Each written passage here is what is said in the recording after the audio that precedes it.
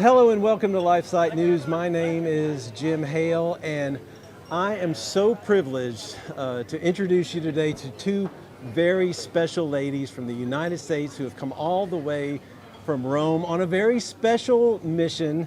Lisa Bergman is here and Mara Poole. And I'm just going to let them introduce themselves and talk to them about this project. But some of you may know Lisa as the publisher, and it's St. Augustine's Academy Press, correct? Right. Okay, put that mic up there, Lisa, so we can hear from you there. That's correct. St. Augustine's Academy Press. Yes. Lisa's very well known for a beautiful book that she wrote. How long has it been now since Treasure and Tradition was published? That was 2014, so I guess it's about 5 years now, right. Isn't it? Yeah. So, Treasure and Tradition, this is the new version of it that she made to bring to Rome for this incredible story that you're about to learn about. But Treasure and Tradition is a book that I discovered a couple of years ago that helped me learn about the Latin Mass. It is truly one of the great treasures in the church today, Lisa. So first of all, I want to thank you for doing that. God is good. It's been such a blessing to my family. But now I want you and Mara to tell us the story, this incredible story that we've seen play out here in Rome the last couple of weeks. And what gave you the inspiration to do what you just did? Well, as you already mentioned, Jim, this book is unique because it talks about our faith, it talks about the traditions of our faith in a way that's very accessible. It's very easy to understand. It doesn't make anything complicated, and it's also very beautiful. And so people find that it's just so easy to just read little nuggets at a time, and they just take baby steps, and there have been conversion stories and all sorts of things happening as a result of this book. And really all it was is just, when we first discovered tradition and we wanted to have our family partake of that, it was just hard to find ways of helping our children understand what was going on. And so really this was designed for children, but it's good for all ages. Yes, and I guess we need to make clear that we're talking about the Latin Mass The traditional Latin Mass, that's right, yes. And so, because we have this treasure here, and because it happens to have been translated into Spanish and Portuguese, which are the two languages being spoken, in the region that is under study by this synod right now, we thought, it just seemed natural that we would want to share that with the people that we're trying to help re-evangelize, right? They're struggling in the Amazon region, and to us it seemed natural. This is what they need. They need more of an understanding of the faith, the depths of the riches of the faith. And so right away I knew that I wanted to come and do this.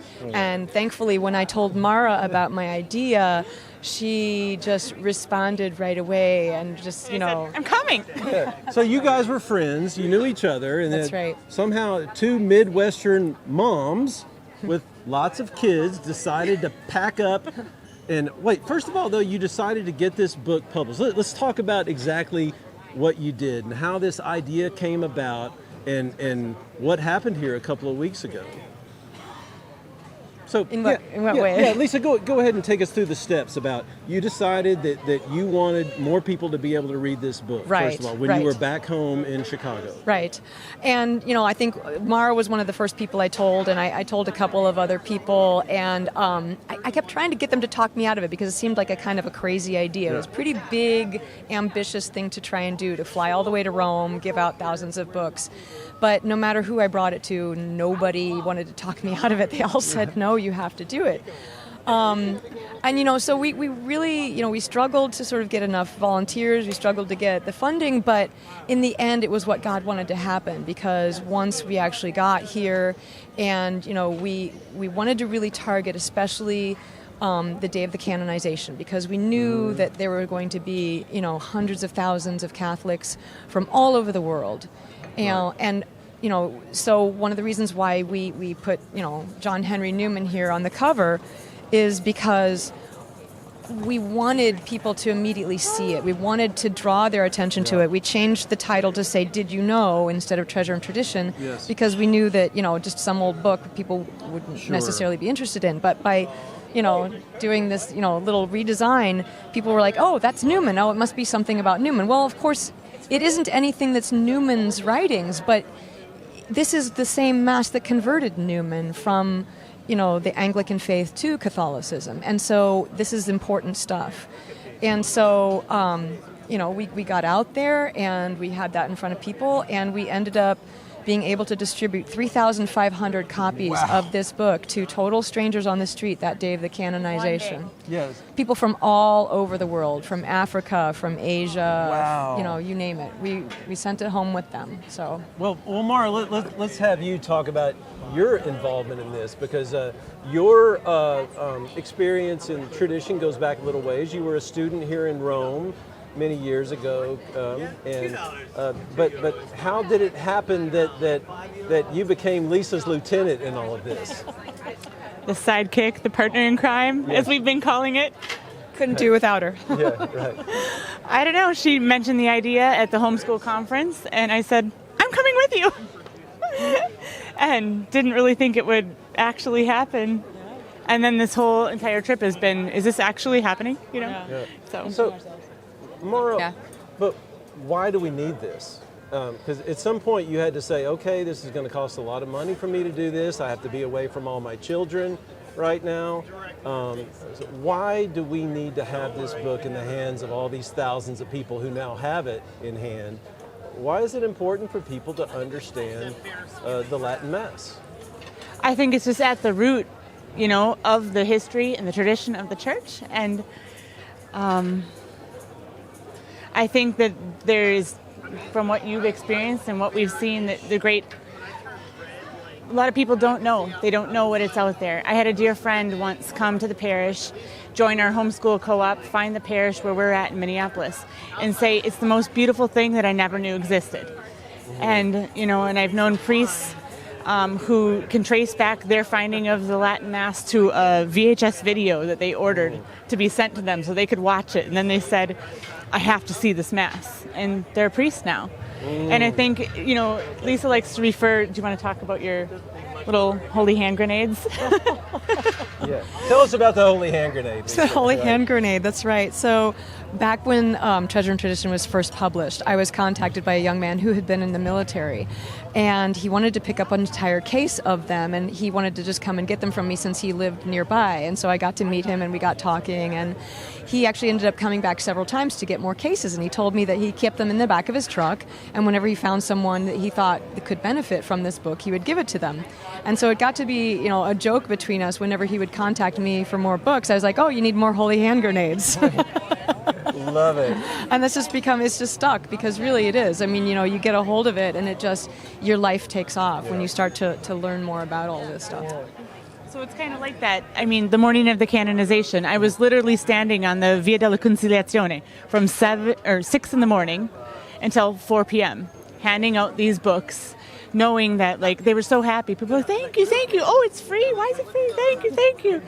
And from all over the place, knowing that they were going to go off and fall into the hands of whomever the Holy Spirit wished, So, Mara, why in your mind is traditional Catholicism and the Latin Mass, why is it so important for the church today?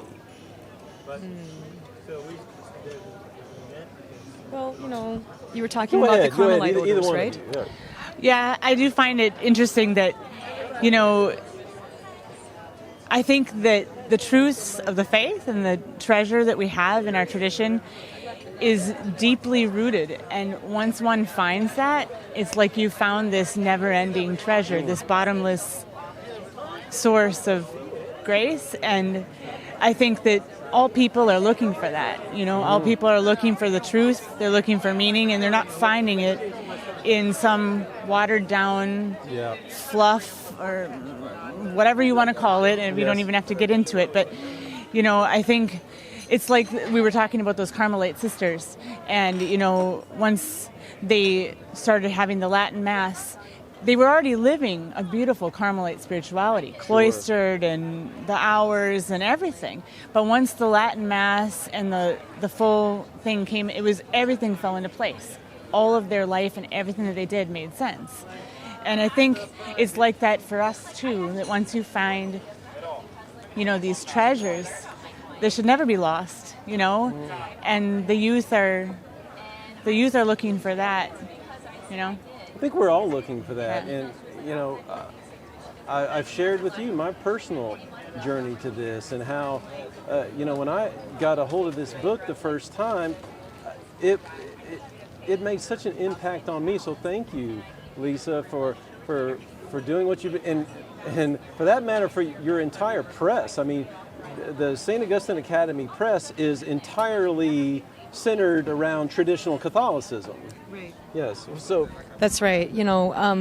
With children, you really want to give them the whole thing. I mean, you never want to scrimp with your children. And once I started finding a lot of these books that are full of the riches of the faith, you want your children to have them, and I just had to sort of find a way to make that happen. And thank God, nowadays with technology being what it is, it's so much more possible to do that now. If you can possibly figure out how to make a PDF and upload it somewhere, Yes. you can have a book. And that's how I really got started. Our first books really didn't look so great, but I've learned since then, and just it's I feel like it's a mission. It's something that is really important. Yeah. I think we talked before about why it's important, but I'm not great at quoting the Bible, but I think there's a quote about needing strong meat. For children you have milk and you have Yes. the easy things to chew, but once you are older, you need strong meat.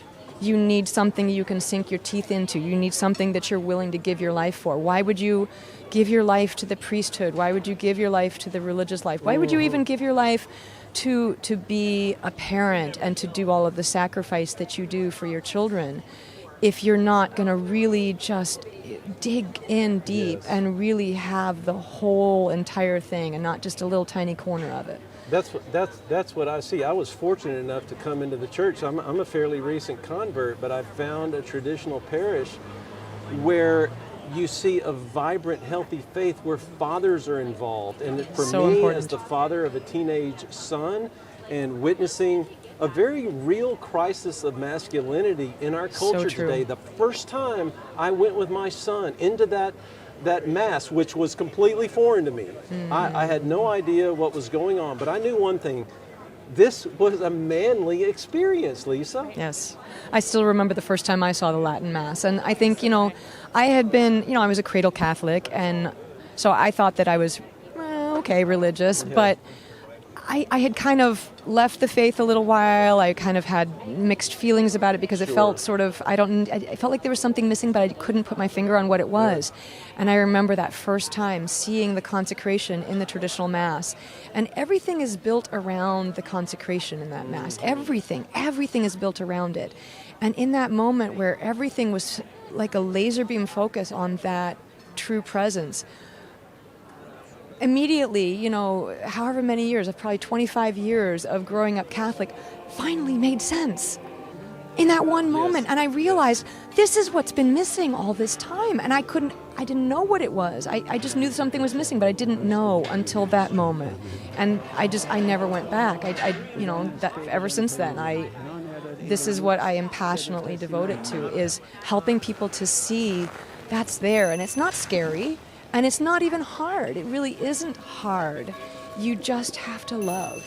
And that Mass helps you to love in a way that nothing else does. Well, that's right. That's what I want to say. I mean, I thought I was a serious evangelical Presbyterian, but I'm here to say that I did not have a personal relationship with Jesus Christ until I received the Eucharist. I mean, it really...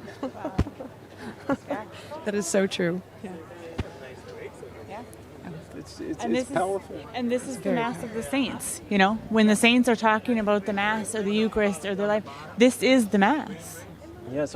Mara, could you talk to us a little bit? You were part of.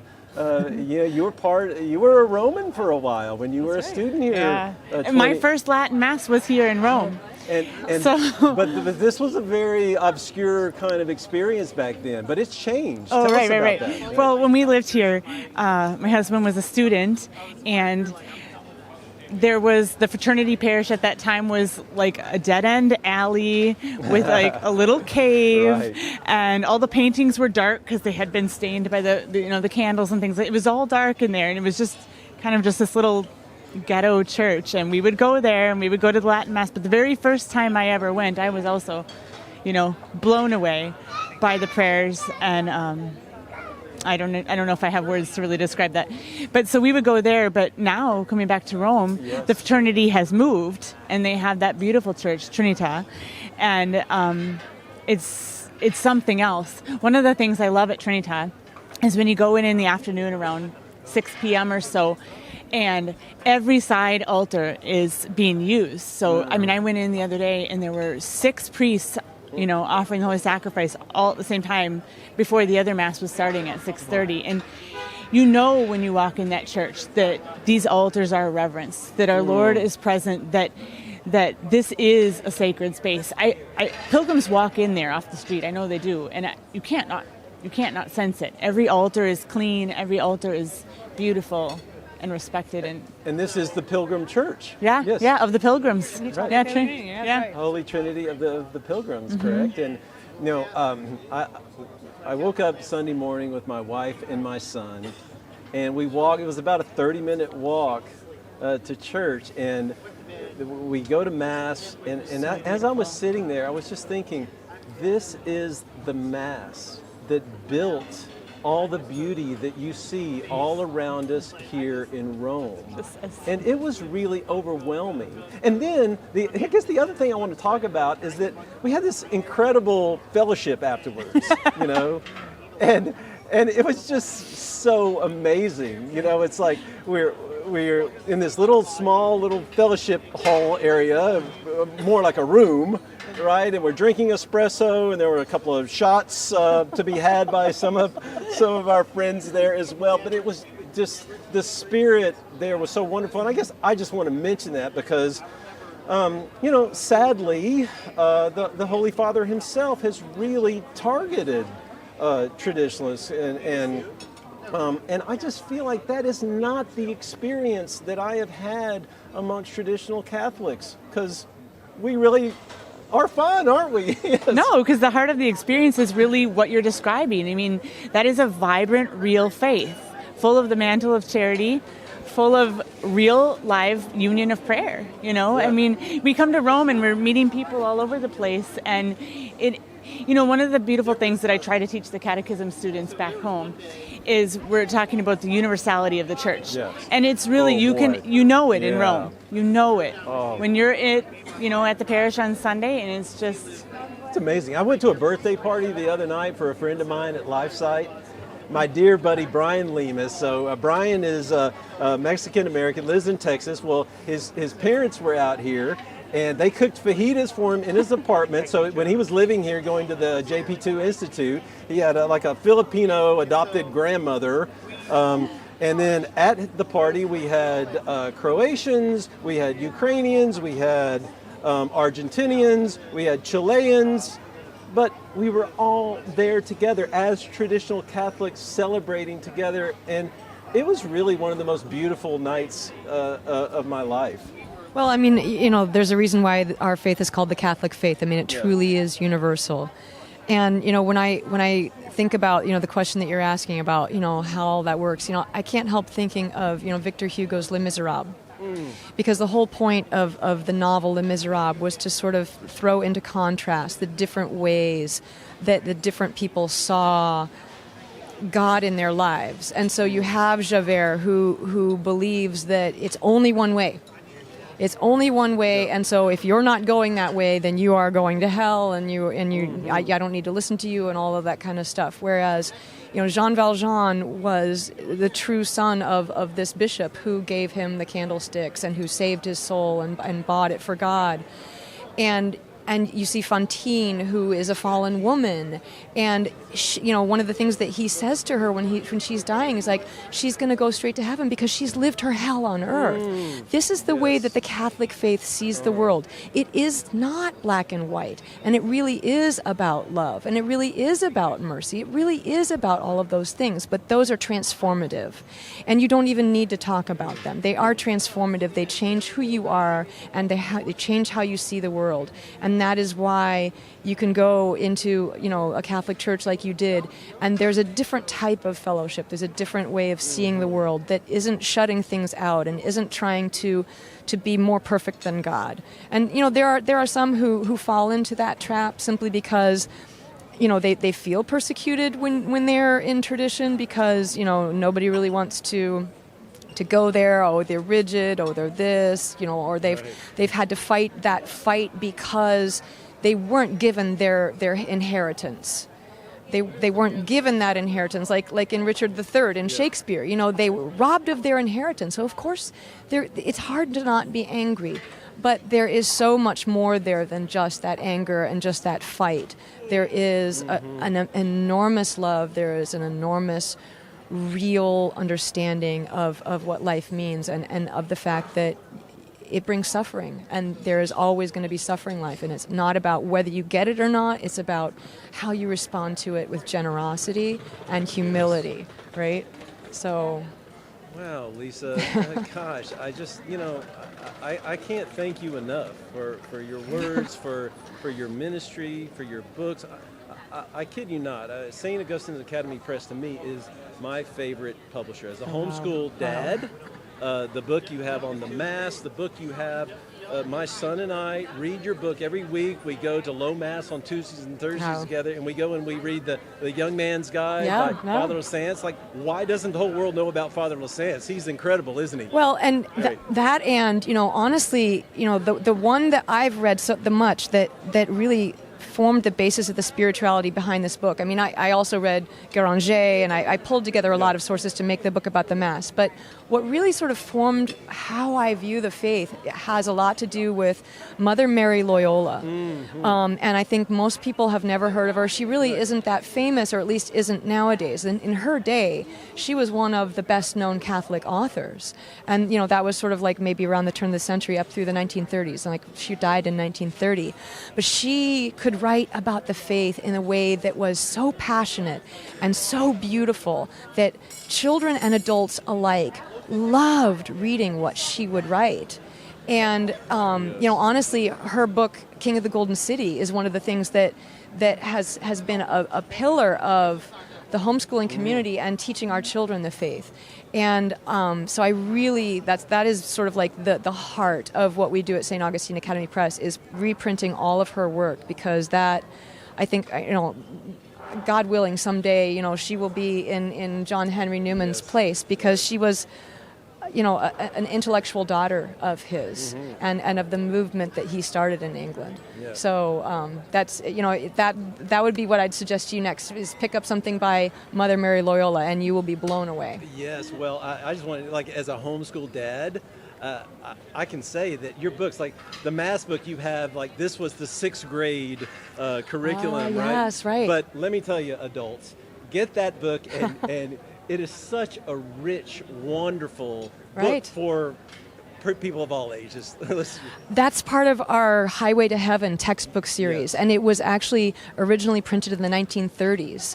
And the whole entire series is really beautiful, but they took, I want to say, like 12 years or something like that to actually put together the one that you're talking about, because every time they would write one manuscript, they'd say, no, it's not good enough. Rewrite it. No, it's not good enough. I think they went through 3 entire manuscripts before they finally were like, yes, this is it. Well, let me tell you, they hit it out of the park with that one. I just got It's a great series. And, it's exciting to learn about our faith, isn't it? It should be. Yes. It should be, because that means that the Holy Spirit is there, and there is movement, and there is the truth bringing things into your life. Boy, I want to tell you something. The Holy Spirit is here, because when I first found out about this, I was up capturing on video the canonization Mass. So I was up there, I was on the colonnade, and I saw our friend Gustavo, who is a filmmaker, an Italian filmmaker who everybody knows here and everybody loves. And Gustavo said, Lisa Bergman's down there. I said, wait a minute, that's the woman